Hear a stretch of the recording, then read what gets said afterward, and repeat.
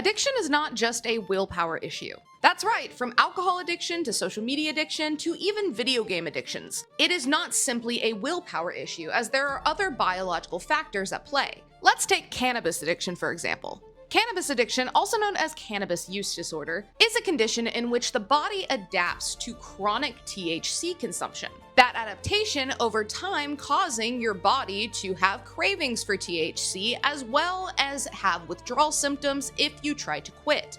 And it all starts with this very important system in our bodies called the endocannabinoid system. The endocannabinoid system is basically a system in your body that manages a whole heap load of things. Things like your appetite, mood regulation, sleeping habits, just your basic overall homeostasis or your internal balance. Now, within the endocannabinoid system, there are two main receptors, those being CB1 and CB2.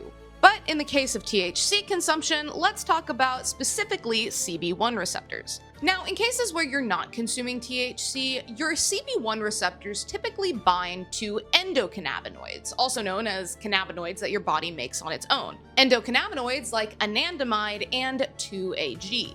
However, when you consume THC, that THC binds to the CB1 receptors instead. Now, it's important to note that when binding to your CB1 receptors, THC is way more potent than the endocannabinoids that it usually binds to. So, if you chronically start to consume THC, that THC will basically overwhelm these CB1 receptors, causing them to do this thing called downregulation. Downregulation basically being either where your CB1 receptors are just decreasing in quantity, or they desensitize, making it to where your endocannabinoids don't really do the trick as much anymore, which causes your body to crave the more potent THC instead. Now, thankfully, just like with any use disorder, this bodily adaptation can be reversed. However, you are going to sadly have to fight through the cravings and withdrawal symptoms that you have to experience on the way to your body's new homeostasis, which can take anywhere from 1 month of quitting all the way to 6 months, depending on how chronically you consume THC.